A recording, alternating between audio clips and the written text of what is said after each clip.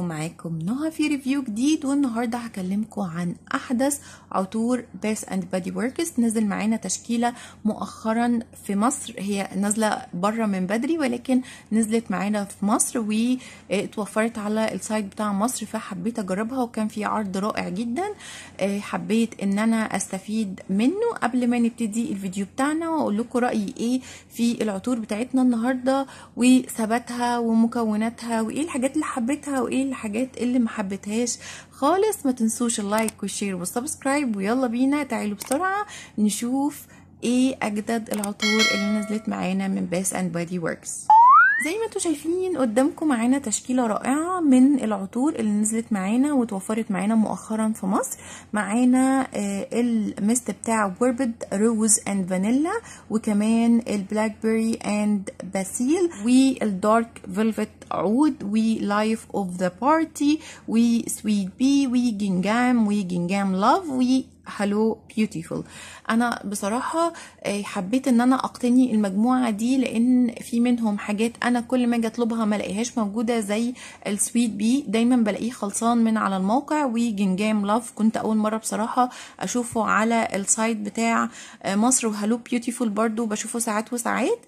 وطبعا حبيت ان انا اقتني الاصدارات الجديده زي الوربت روز والبلاك بيري والدارك فيلفت عود، وكمان اللايف اوف ذا بارتي.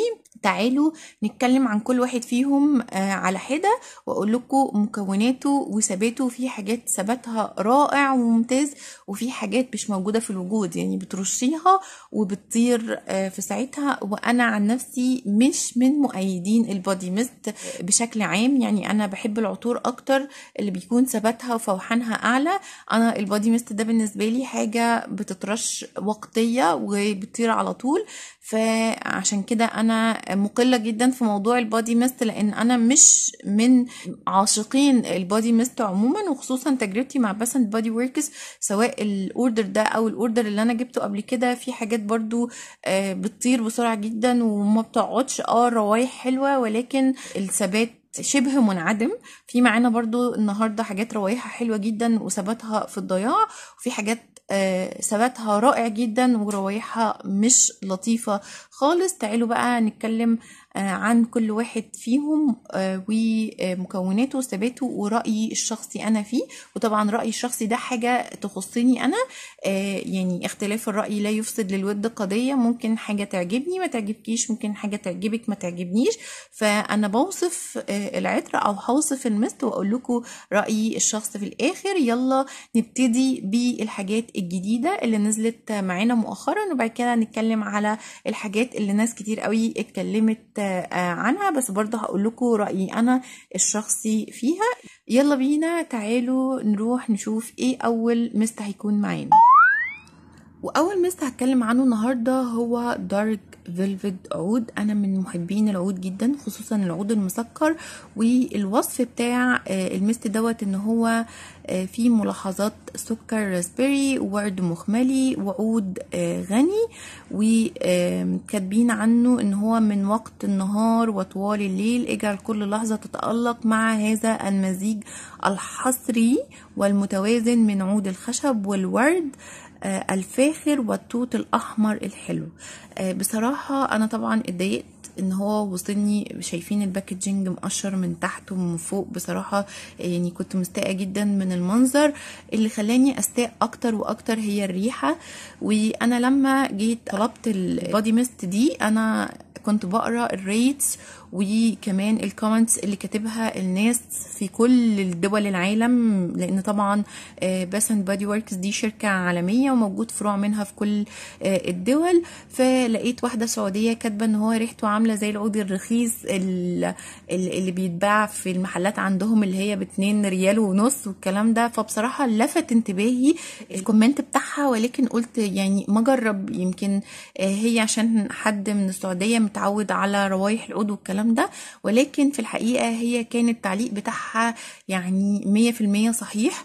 الناس اللي عايشه في الخليج عموما بالنسبه لها الريحه دي هتكون ريحه دارجه ما فيهاش اي تجديد، هي ريحه عود على ورد. عارفين ريحه ميه الورد القويه مع ريحه عود. انا بصراحه من المكونات كنت متخيله ان هو هيبقى ريحه عود مسكره، ولكن هو في الحقيقه ريحه عود يعني رخيصه قوي ومتعارف عليها. ريحه الناس اللي في الخليج او الدول العربيه عموما دي ريحه من روائح العود الدارجه، ريحه عود في ورد، ريحه ميه الورد مسكره.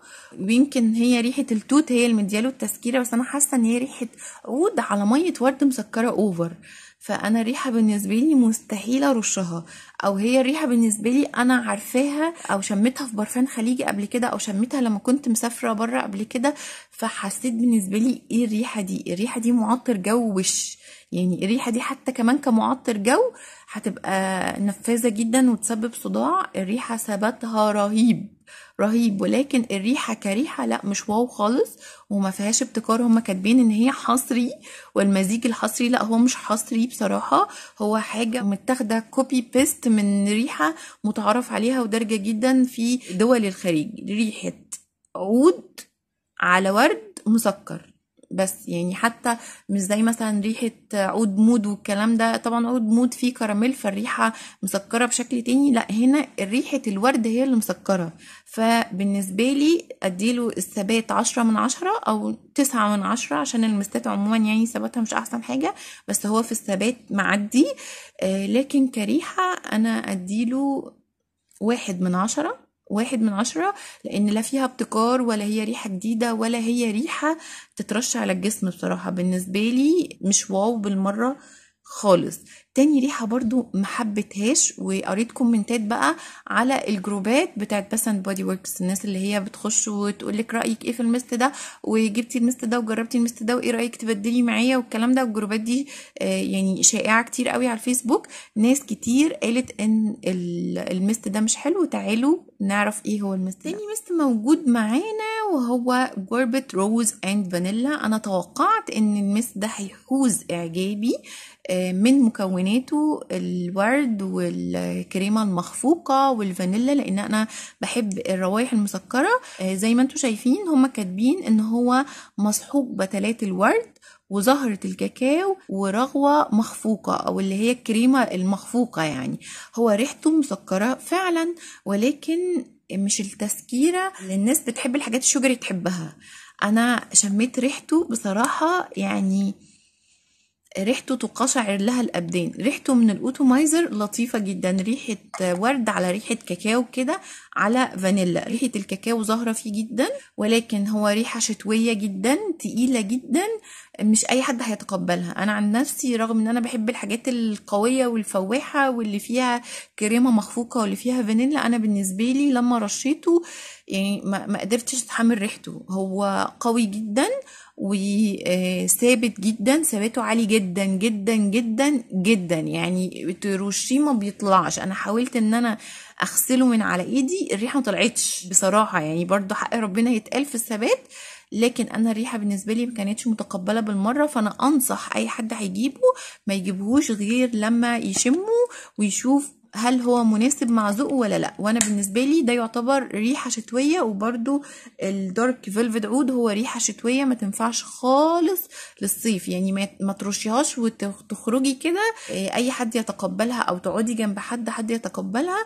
فانا بالنسبه لي دي كانت تاني ريحه ان انا اتصدم فيها وما احبهاش، رغم ان انا مكوناتها بالنسبه لي كانت لطيفه وكنت متوقعه ان هي هتكون متناسبه لذوقي. بالاضافه ان انا الباكجينج الجديد بصراحه الدارك ده ما عجبنيش، والغطا الاسود ما عجبنيش، وجاي لي برده مخربش كده، ويعني بصراحه يعني ما حبيتش الشحنه المره دي. الشحنه المره اللي فاتت كانت جايه لي بيرفكت، في حاجات كان فيها خدوش بسيطه ولكن مش بالشكل ده. انا حابه بس ان انا اوريكم اهو الخربشه، مش عارفه مش باينه لكم عشان الاضاءه، بس الغطا مخربش جامد جدا، والعبوه الاكسبايرنج ديت اللي عليها ممسوح، لا حاجه مش افضل حاجه. انا عارفه ان الاكسبايرنج ديت ده بيحطوه في مصر بس عشان الاحكام بتاعه الاستيراد والتصدير، ولكن انا بتكلم على الباكجينج في العموم، يعني الشكل العام للعبوه ما حبيتهوش. نخش على اصدار تاني من نفس العيله وهو البلاك بيري اند باسيل، او هو زهور مع توت اسود. انا من عاشقين التوت حرفيا، يعني انا اي حاجه فيها توت بكل درجاته، التوت الاسود، التوت الازرق، التوت الاحمر، انا مغرمه باي حاجه فيها توت. فطبعا الباكجينج هو نفس الفكره، الغطاء الاسود والباكجينج الدارك ده انا ما حبيتش. الريحه لطيفه، دي مكوناتها هم كاتبين ان هي مكونه من توت اسود طازج وبوميلي وردي وريحان حلو وبتلات الياسمين، وانا برضو بحب الياسمين، ما شميتش فيه ريحه الياسمين قوي، انا شميت ريحه التوت الاسود على ريحه زهور، ريحه لطيفة جدا فيها أنوثة، ولكن الثبات في الضياع. اسمعوا بقى كلمة في الضياع دي جاية كتير، الثبات في الضياع، الثبات مضروب بالنار حرفيا، يعني على النقيض من التاني. الريحة لطيفة بس مش أجمل حاجة ولا أجمد حاجة ولا اللي هي تشميها تقولي واو، لا ما بهرتنيش، بس متقبله بالنسبه لي، انا متقبله. ليه؟ لان انا بحب ريحه التوت، فاللي هيحب ريحه التوت هيحب المست ده. بالنسبه للثبات انا ما عجبنيش ثباته بصراحه، يعني انا كده كده قفلت من الباكجينج الاسود ده. نخش على ريحه بقى بصراحه يعني مثيره للجدل، ناس كتير اتكلمت عنها، ناس قالت حلوه وناس قالت وحشه، ناس قالت ثابته وناس قالت لا مش ثابته، ناس قالت ان هي شبه In the Stars. انا ما حبيتش In the Stars خالص، واللي اتفرج على الريفيو اللي فات اللي انا عاملاه عن البادي ميستس، كنت عامله مجموعه كبيره قوي من البادي ميستس بتاعت باث اند بادي وركس، وقلت ان انا ما حبيتش In the Stars ده خالص، رغم ثباته العالي جدا، كان ثابت بشكل مبهر وناس كتير قوي قوي بتستخدمه، وبقى ريحه شائعه زي ريحه كده فاروية عندنا في ايفون، ناس كتير خلاص بقت ريحه دارجه. فإن ذا ستارز باث اند بادي وركس برضو بقت بالنسبه لي ريحه دارجه. انا لما ببقى قاعده مثلا في مواصلات او اي حاجه واشم بنوته احطها، انا ما ببقاش مستحمله المشوار عقبال ما نوصل، من كتر ما انا ما بستحملش الريحه، يعني انا مش عجباني الريحه. ولكن طبعا كامل احترامي وتقديري للناس اللي بتحب المست بتاع إن ذا ستارز. البودي ميست دوت فيه من إن ذا ستارز، ما كتبوش بصراحه، يعني هما ما كتبوش، بس انا شايفه ان ده نسخه افضل من إن ذا ستارز، لانه فيه ريحه فانيليا مخمليه كده، الثبات رائع، انا معايا كان ثباته رائع، في ريحه حمضيات، والاول مره ان انا احب ريحه الحمضيات، في ريحه نظافه، في ريحه شياكه، في ريحه اليجنت كده، تحسي ان انتي انثى مميزه وانتي حطاه كده. ده احسن مليون مره من إن ذا ستارز. هما كاتبين عنه ان هو يتكون من الليمون الزهري والبروتيكو المتألق وياسمين فانيليا متلألئة، اجعلي كل لحظة حفلة مع العطر الذي يبهرك بالحلويات والمرح. هو فعلا حفلة، انا بالنسبة لي ده من الحاجات اللي هتاخد ريت عالي في الفيديو النهارده. بصراحه عجبني جدا. في ريحه صابون، عارفين الصابون الشيك قوي النضيف قوي ده، ريحته بالنسبه لي تحفه، والباكجينج كان بصراحه تحفتين. هو بارتي فعلا، يعني شوفوا قد ايه مبهج، قد ايه شيك. انا بصراحه انصحكم ان انتوا تشتروه بلاند باي، يعني تشتروه بدون حتى ما تشموه، هيعجبكم جدا، وانا شايفه ان هو مناسب لجميع الاذواق. انا بالرغم ان انا ما حبيتش إن ذا ستارز، انا حبيته جدا جدا جدا، والثبات فوق الممتاز. انا حطيته بصراحه قعد معايا يوم كامل، الريحه واضحه وفواحه، ويعني ريحته كده عامله زي فيلفيد عود وبوربد روز اند فانيلا، الريحه ثابته وقويه وفواحه جدا جدا جدا. نخش على حاجة تانية انا حبيتها، بما اننا بقى بنتكلم في الحاجات اللي احنا حبيناها ومبسوطة جدا ان انا اقتنيته، هو جنجام لاف، وهو ريحته مسكرة، بس برضو من الحاجات اللي انا سمعتها عنه ان هو مسكر اوفر، وان هو يعني اوفر دوز شوجر، يعني والكلام ده مش حقيقي، هو ريحته مسكرة بس مش اوفر دوز، يعني مش مسكرة اوفر ولا تعمل صداع ولا الكلام ده كله. مكوناته هو التوت الاحمر المسكر والفريزيا الورديه وورد مرانخ، معرفش ايه ورد مرانخ ده. ووصف العطر هو عطر رومانسي لطيف وحلو ودافي، ويثير احمرار الخجل والاحساس بالسعاده، وانه مثل الحب من اول نظره. هو فعلا مثل الحب من اول، انا وقعت فيه من اول نظره. وانا عايزه اقول لكم ان دوت وايف اوف ذا بارتي يعني خطفوا قلبي من اول بخه. بصراحه حبيت جدا جدا. ريحته مسكرة بس مقبولة، ولكن برضو ثباته مش احسن حاجة. ثباته يعني ما كملش ساعة وكان طاير. يعني الريحة كده تشميها اللي هي الهلة الاولانية، لكن الثبات في الضياع. دي تاني في الضياع معانا، دي تاني في الضياع. في واحد بقى زيه بقى في الضياع اللي هو جنجام الازرق، وده بقى انا شارياه وعارفه الناس قالت عنه ثباته وحش جدا وبيطير بسرعه جدا، والريحه بترشيها ما كانهاش موجوده، وده حقيقه. يعني ده حقيقة. وهو كمان ريحته ريحة مسكية لطيفة هادية، في ريحة زي ريحة البودرة أو ريحة بودرية. هما كاتبين إن هو مكوناته الفريزيا الزرقاء والخوخ الأبيض، وأنا شميت فيه فعلا ريحة خوخ، بس برضو كله بيطير، كله مع أول رشة بيطير، ما بلاقيهوش، مش موجود. وكمان يوسفي طازج وبنفسج ومسك نظيف. هو فعلا ريحته ريحة نظافة، ريحة هادية قوي. الناس اللي بتحب الروايح الهادية هيحبوه، ولكن هو لايق مع المانيكير. شوفوا هو عامل ماتشنج مع المانيكير، ولكن الريحة مش بتثبت. ده بقى 5 في الضياع، 10 في الضياع، 100 في الضياع. الريحة مش موجودة في الوجود أصلا. يعني الريحة بتترش، بتشمي النوتات العطرية بتاعتها، وبعد كده ما بتبقاش موجودة خالص. يعني لا على جلد ولا على هدوم ولا على أي حاجة، الريحة بتطير حرفيا. يعني أسرع من الكحول. يعني الريحة بتطير في مفيش ثبات اصلا. يعني الثبات ده كلمة ملهوش دعوة بالبودي ميست بتاع جنجام ده. فانا بالنسبة لي الريحة لطيفة متقبلة، بس انا مش من هواة الروائح الهادية ولا روايح النظافة الهادية اوفر دي. ده هادي اوفر بالنسبة لي. النقطة التانية بقى الثبات مخليه اصلا مش موجود معانا في السباق. يعني ده ميست مش موجود في الوجود. نخش بقى على الريحة اللي اصطدمت فيها، وهي هالو بيوتيفول. سمعت ناس كتير قوي بتتكلم عنها. وريحة زهور عاملة زي زهور اللوتس، ريحة زهرة كده مميزة. انا كنت بشمها زمان، هنزل لكم شكلها على السكرين. هي حتى مش لا الزهرة دي ولا الوردة دي، هي زهرة كده شبه زهرة اللوتس. زهرة بتشموها ليها ريحة مميزة. فانا بالنسبه لي هو معطر جو ويبقى لطيف، لكن ارشه عليا كريحه مميزه لا، هو مش ريحه مميزه.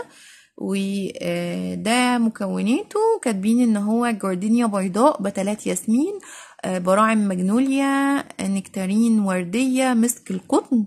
وكاتبين قل مرحبا بالزهور الجميلة الطازجة المقطوفة من أجلك فقط. هو بالفعل زي ما هم واصفينه ريحة زهرية بحتة، ريحة زهور بعينها. يعني في ريحة زهرة معينة هم مستخلصين الزهرة دي أو عصرين الزهرة دي، وهي دي الريحة. أنا ما شفتش أي حاجة من المكونات اللي هم كاتبينها دي. أنا ما شميتش غير ريحة الوردة دي أو الزهرة دي، وأنا هنزل لكم صورتها على السكرين. كتير قوي أول ما يشوف صورتها يتذكر ريحتها. انا بالنسبه لي هو يمشي معطر جو، لكن كبادي ميست يستحيل ولا يمكن ان انا ارشه كبادي ميست وان انا ابقى ماشيه ريحتي الزهره دي. هي ريحه مش وحشه، بس بالنسبه لي مش واو، مش بادي ميست لباس اند بادي وركس. يعني مش ريحه مبتكره، مش ريحه مميزه، مش ريحة أنثوية. يعني هي ريحة جناين كده. يعني هي كده أنا شمها كده ريحة الزهرة، أو أنتي دخلتي جنينة فيها الزهرة دي كتير منتشرة، فأنتي هتبقى دي الريحة دي. أنا استخدامي ليه هيكون معطر جو، أرشه أعطر ريحة المكان كده، لكن كبادي ميست لأ. وختامه مسك. والبادي ميست ده اللي انا كنت اكسايتد قوي ان انا اجربه، وهو سويت بي. ما بلاقيهوش خالص، لا هو ولا الشاور ولا اللوشن بتاعه على الموقع. بهرتني الباكجينج بتاعه قد ايه جميل، تحفه. لونه بينكش كده، وريحته فعلا فيمينين. يعني ريحته انوثه، وفي ريحه سيكه كده مسكره، سنه صغيره مسكره. بس الريحة من الأوتومايزر خيال خيال. الثبات في الضياع في الضياع في الضياع، من الحاجات برضو اللي ثباتها بتطير بسرعة البرق. تعالوا اقول لكم مكوناته، عشان في مكون ضحكني جدا وشميت ريحته فعلا. بازلاء، وشميت فعلا ريحة بسلة في النص كده، ريحة بسلة فعلا او ريحة خضار البسلة. كمثرى وراسبيري فاتنة ومسك ناعم، ووصفينه بيقولك ان البازلاء تكتسب روحا مشرقة ومرحة تبقي الشباب في القلب دائما. هو ريحته فعلا ريحة فيها مرح كده، ريحة فيها جمال، بس في نص المست اول ما بتشميه او لما بتشميه من الاوتومايزر بتشمي ريحة فيمينين قوي، ريحة انثوية قوي. الريحة دي ما بتهدى بتبان ريحة البسلة، بتبان ريحة خضار البسلة الخضرة دي. بعد كده الريحة بقى بتهدى على ريحة مسكرة كده بسيط مع ريحة زهور. فأنا بصراحة حبيته، ولكن أنا رشيت منه يجي 3 4 5 مرات ورا بعض عشان أميز الريحة. يعني تخيلوا ان الريحة مش ظاهرة، يعني الريحة مش واضحة من كتر ما هي ضعيفة، فريحته ضعيفة جدا وثباته ضعيف جدا جدا جدا. فلو هنتكلم بقى عن الثبات الضعيف، فده ثباته ضعيف. جنجام الازرق ثباته ضعيف. كمان ايه تاني؟ جنجام لاف ثباته ضعيف.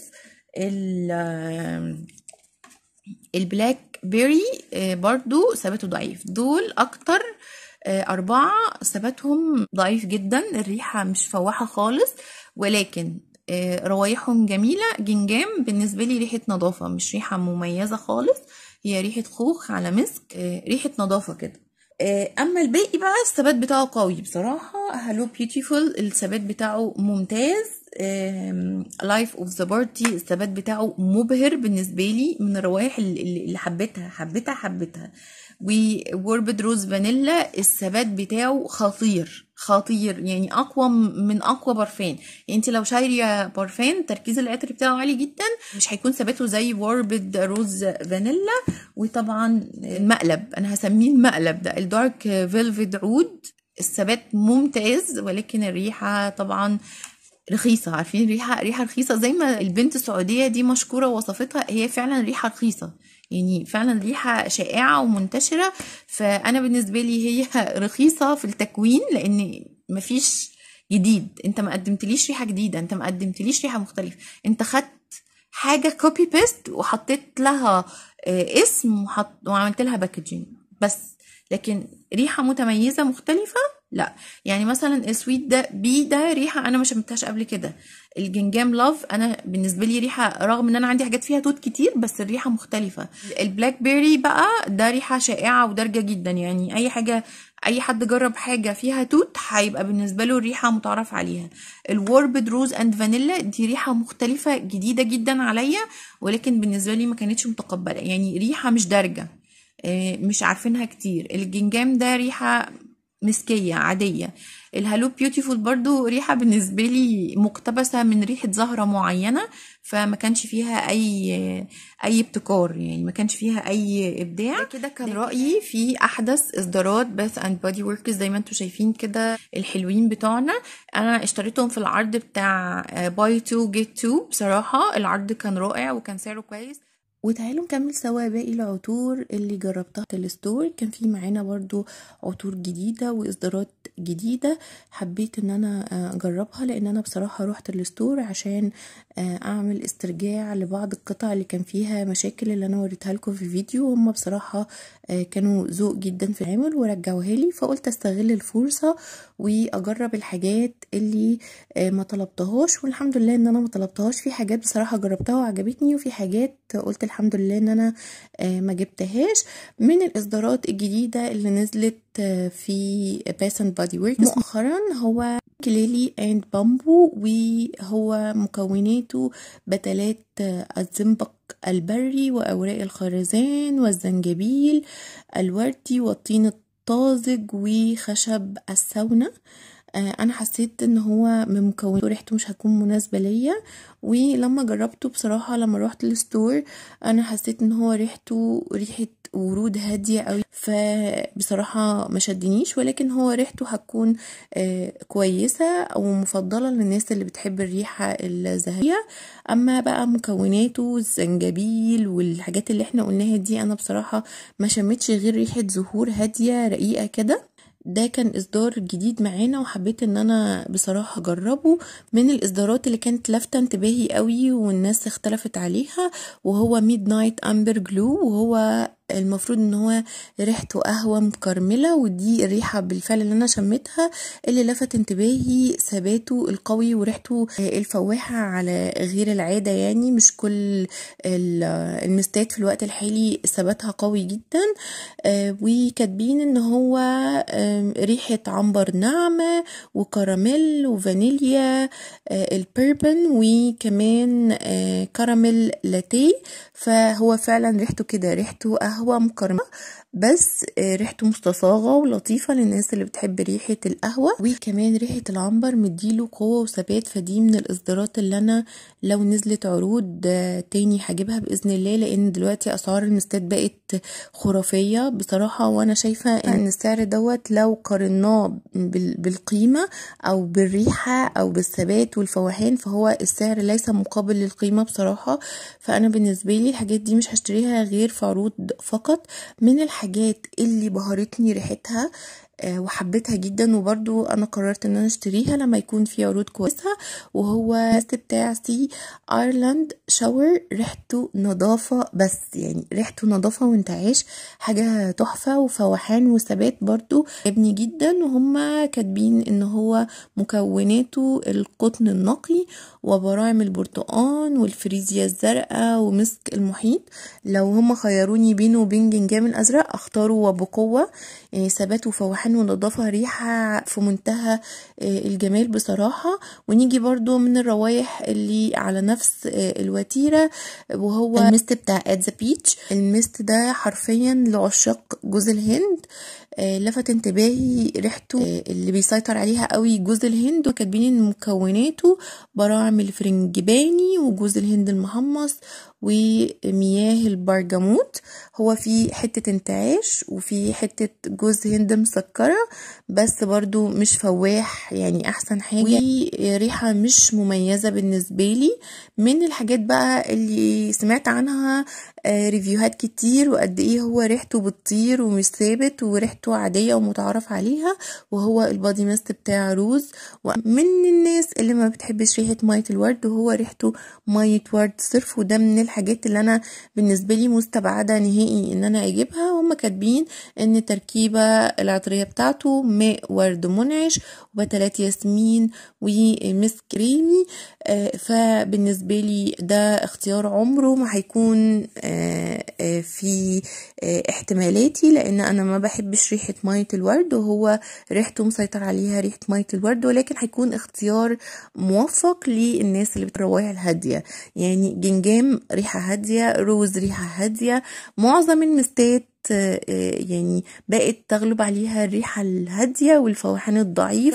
كل واحد بقى على ذوقه وعلى تفكيره وعلى إمكانياته المادية يقدر يختار المناسب ليه ويستبعد اللي مش مناسب. مستنية رأيكم في التعليقات، اللي جرب أي حاجة من الحاجات دي يقول لي رأيه ويقول لي برضو ثباتها، يمكن الثبات معايا مختلف عن الثبات معاكم. أنا مستنية رأيكم في التعليقات، وما تنسوش اللايك والشير والسبسكرايب، وأشوفكم في فيديوهات حلوة كتير وريفيوهات أحلى على خير. باي باي.